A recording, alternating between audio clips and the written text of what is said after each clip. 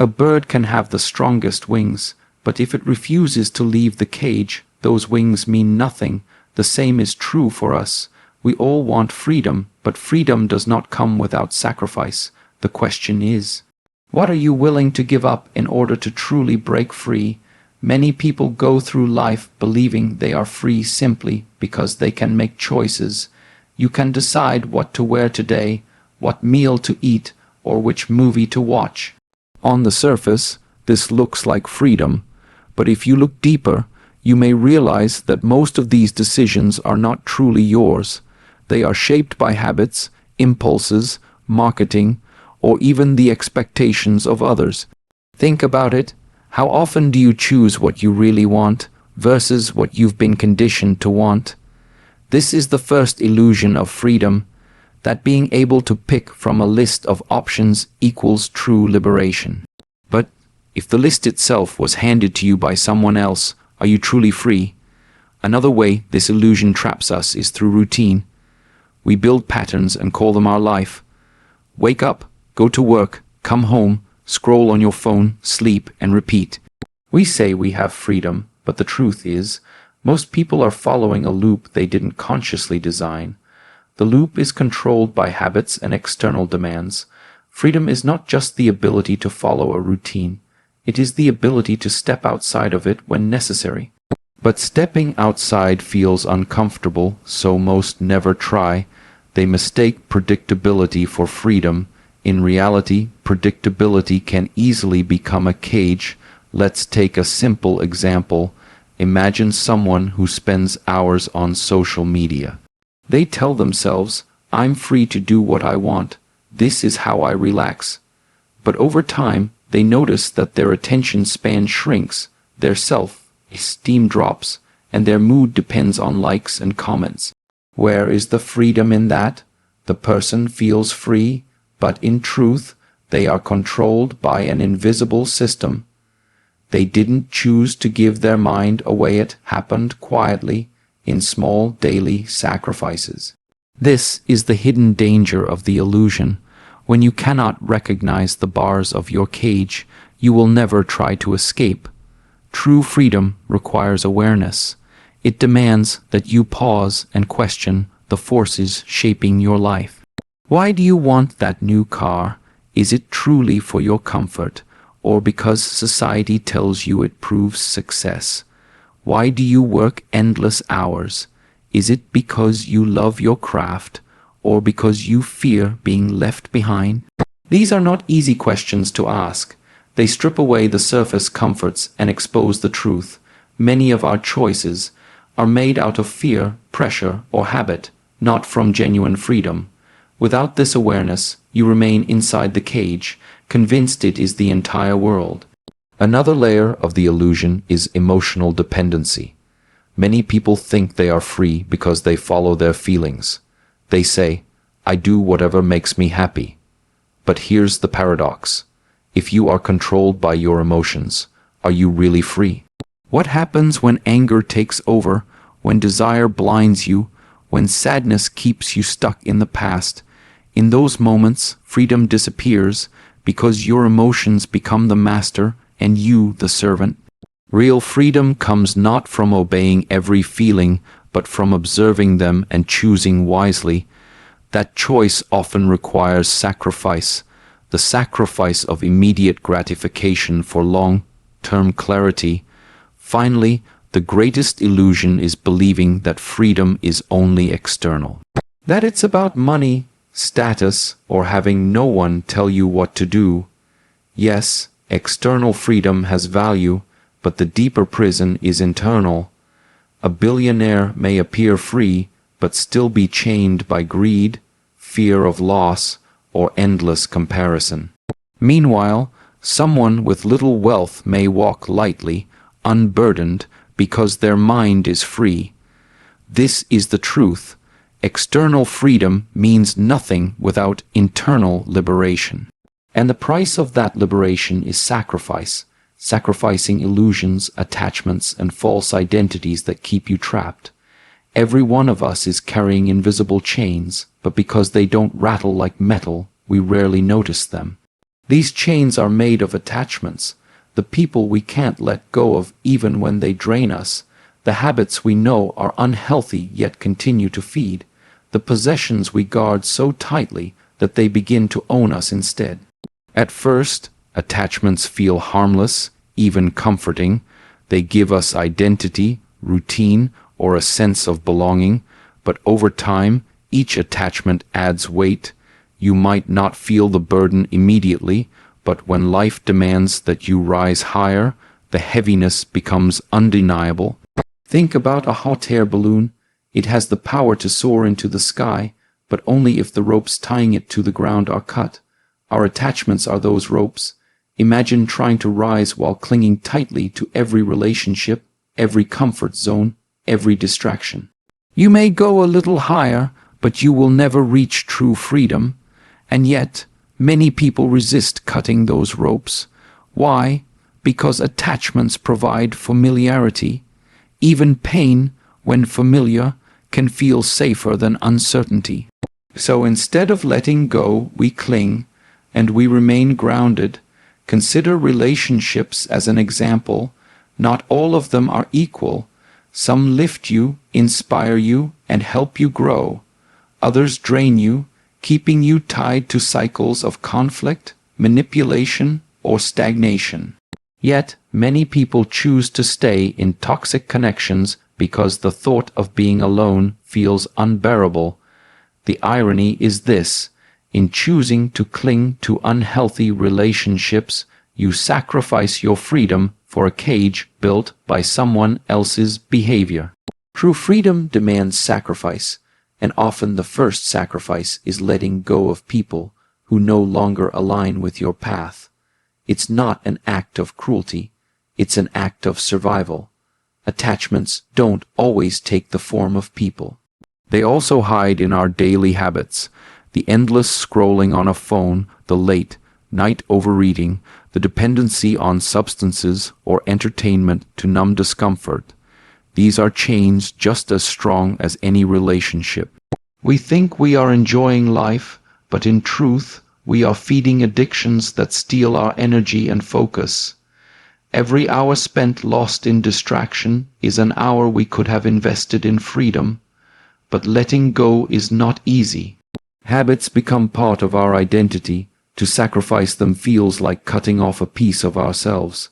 Yet without this sacrifice, the weight only grows heavier. Possessions are another subtle chain. Many chase after the next car, the bigger house, the latest gadget. Society has conditioned us to equate ownership with freedom, but the paradox is clear: the more you own, the more you are owned. Every new possession demands attention, maintenance, protection, payment. What was once a source of joy quietly becomes a burden. The desire for more is a chain that has no end. Sacrificing this constant craving for the next thing is one of the hardest, yet most liberating acts a person can do. When you no longer cling to objects to define your worth, you begin to walk lighter. And then there is the heaviest attachment of all, the attachment to identity. We hold on to labels: our job title, our achievements, our failures, our story of who we are. We say, "This is me," and we grip it tightly, even if that identity limits us. But what if who you think you are is just another cage? What if freedom requires you to sacrifice even that? Imagine the courage it takes to let go of the story you've told yourself for years. Yet, once that story loosens its grip, you finally have the space to grow into who you were always meant to be. That is the essence of true liberation: cutting the ropes of attachment, no matter how comforting they feel, so you can finally rise. Growth has never been born out of comfort. Nature itself shows us this truth. A seed must crack open its shell to become a tree. That process is not gentle, it is violent. The shell shatters, the seed is torn apart, and only then does new life emerge. If the seed could speak, it would probably say the breaking felt like death. Yet without that sacrifice, no tree, no fruit, no shade could exist. The same principle applies to human beings. If you wish to grow, you must be willing to sacrifice comfort, the warm shell of familiarity that feels safe but prevents transformation. Think about the body as an example. Muscles only grow when they are pushed beyond their comfort zone. If you lift weights that are always easy, your body will never change. The growth comes in the moment of discomfort, when the weight feels too heavy, when your arms tremble, when your breath grows short. That is the breaking point, and it is also the building point. Life is no different. When everything is easy, nothing changes. Only when you willingly step into discomfort, when you sacrifice convenience, does growth truly begin. Yet most people resist discomfort at all costs. We create entire lifestyles to avoid it.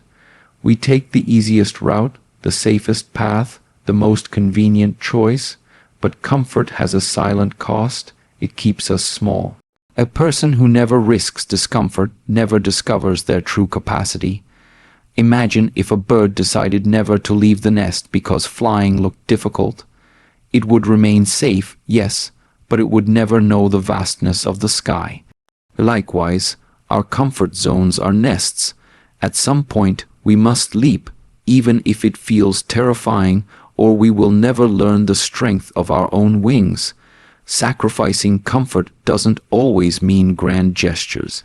Sometimes it's in small, daily decisions, waking up earlier instead of sleeping in, choosing to read instead of scrolling endlessly, speaking up in a meeting instead of staying silent. Each choice may feel uncomfortable in the moment, but every small sacrifice builds resilience.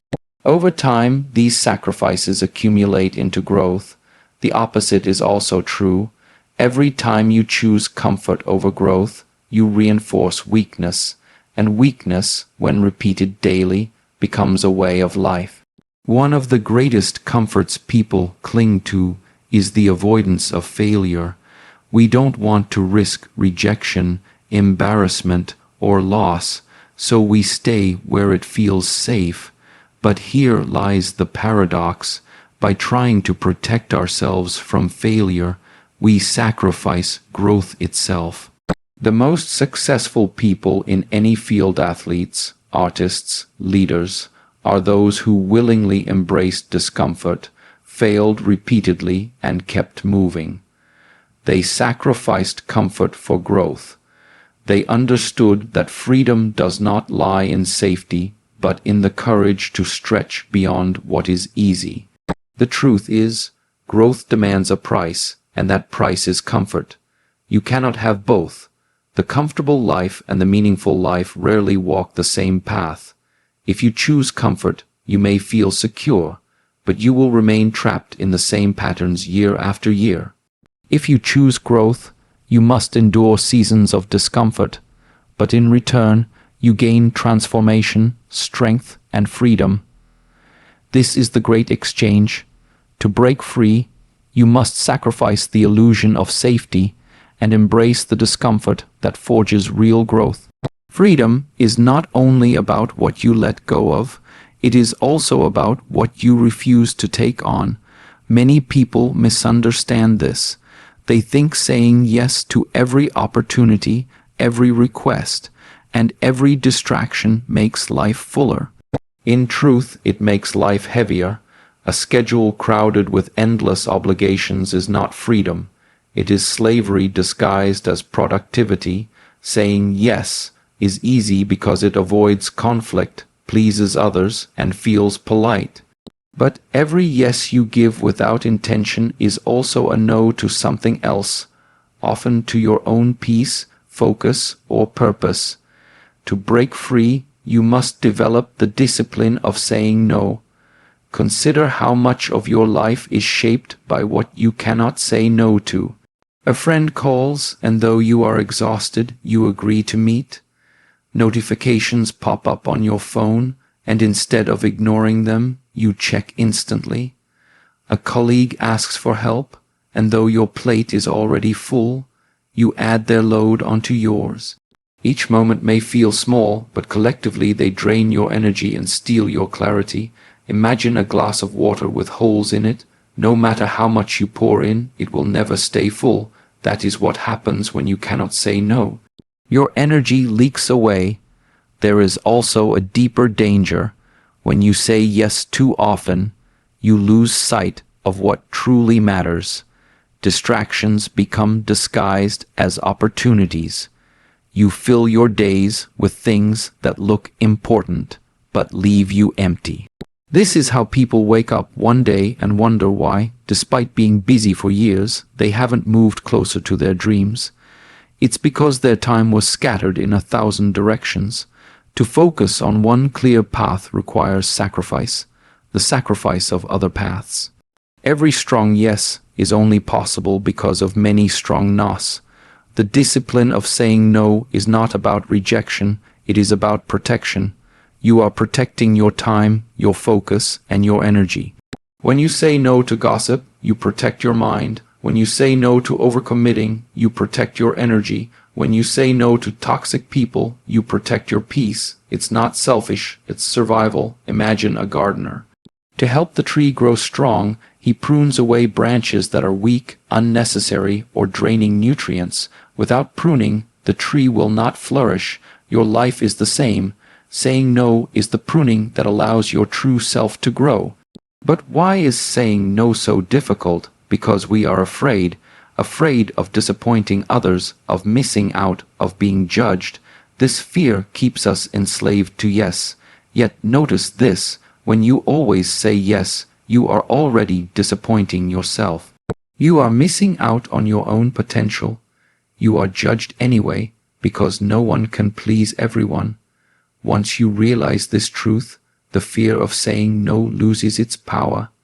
You begin to understand that every no is not an ending, but a beginning, a doorway to something more meaningful.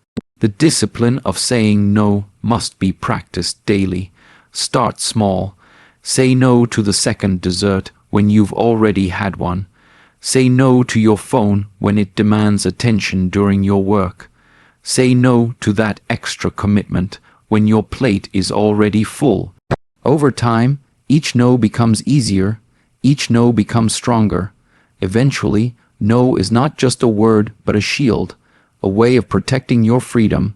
And with that shield, you finally gain the space to say yes to what truly matters. Fear is the most powerful prison. Unlike walls of stone or bars of steel, this cage is invisible, yet it is far stronger. Fear dictates how people live without them even realizing it. Fear whispers, "Don't take that risk, you might fail." It says, "Don't speak up, they might judge you." It warns, "Don't step outside the familiar, you don't know what will happen." And so, people listen. They stay quiet when they should speak. They stay small when they should grow. They stay trapped, not because the door is locked, but because fear convinces them it is safer not to move. The danger of fear is that it doesn't always scream. Sometimes it is subtle. It hides behind excuses. "I'm not ready yet. The timing isn't right. Maybe later." On the surface, these sound logical, but beneath them lies fear. The fear of failure, rejection, or uncertainty. Years pass, and people still repeat the same phrases, still waiting for the perfect moment that never arrives. The truth is, fear doesn't vanish with time. It only grows stronger when you feed it with avoidance. The longer you delay, the more fear tightens its grip, and the smaller your world becomes. Imagine a lion raised in a cage. Even if the door is opened after many years, the lion may hesitate to leave. The open world is vast, unfamiliar, even frightening. The cage, though limiting, feels safe. Humans are no different. We become so used to our routines, our comfort zones, and our protective excuses that freedom feels dangerous. Fear convinces us to cling to the cage. Yet the irony is this: the cage was never security. It was only limitation. The freedom outside may be uncertain, but it is where life truly exists. To break free, you must sacrifice the false security of the cage. It's important to understand that fear itself cannot be removed. It will always exist because it is part of human nature. The real sacrifice is not fear itself, but the need for certainty. Many believe they must eliminate fear before acting, but the opposite is true. You act with fear. You walk into the unknown. Despite trembling hands and a racing heart, the courage is not in being fearless. The courage is in sacrificing your desire for complete safety. Once you stop demanding certainty, you realize fear has no power. It was only a shadow blocking the light. Think about how much life changes when fear no longer dictates decisions. Opportunities that once seemed unreachable suddenly open. Conversations that once felt impossible become natural. Dreams that seemed too big start to take shape. The door was always open. You simply chose not to walk through it. Each time you face fear and move forward, you weaken the bars of your cage. Over time, you look back and realize the prison was never real. It was only built inside your mind. That realization alone is liberation. But breaking free from fear requires practice, just like building a muscle. Start small. Face the little fears first. The phone call you keep postponing, the honest word you're afraid to say, the step you've been delaying. Each small act chips away at the cage, and with each crack, you begin to feel lighter, freer, more alive. Eventually, the cage that once felt unbreakable collapses completely, and what remains is realization that freedom was never given to you. It was always waiting for you to claim it. Most people confuse freedom with the ability to indulge in pleasure. They think freedom means doing whatever they want, whenever they want, sleeping late, eating what they crave, buying what they desire, or escaping into entertainment. And yes, pleasure feels good in the moment. It gives a temporary high, a small sense of satisfaction.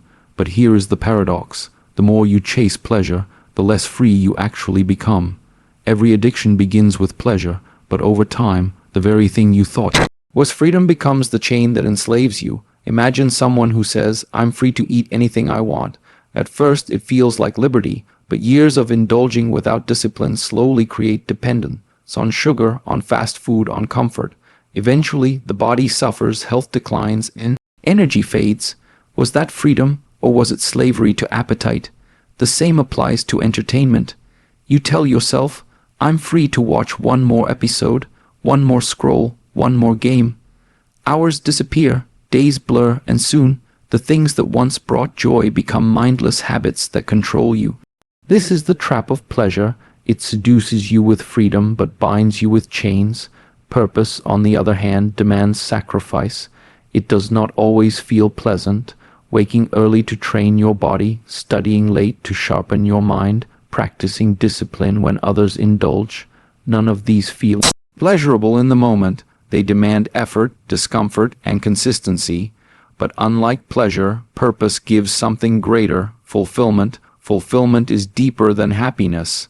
Happiness rises and falls like waves, but fulfillment is an ocean. It stays with you even in storms.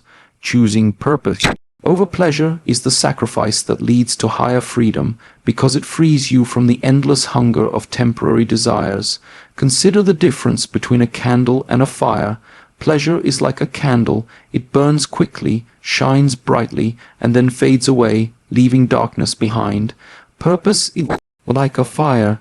It requires effort to build, discipline to maintain, and patience to grow.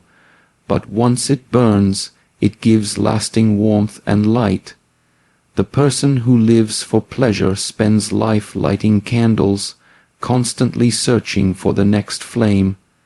The person who chooses purpose builds a fire that sustains them through the long night.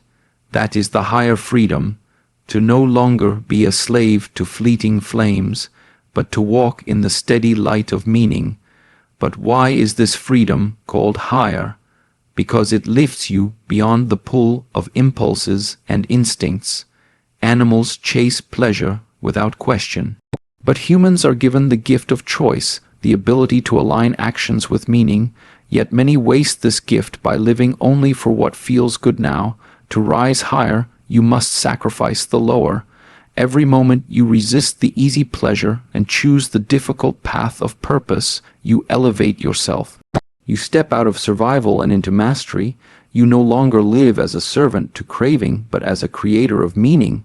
The final realization is this: purpose is not only about what you do, but who you become. Every sacrifice you make for purpose, every morning you wake early, every temptation you resist, every discipline you practice transforms you. You are no longer the same person who needed external pleasures to feel alive.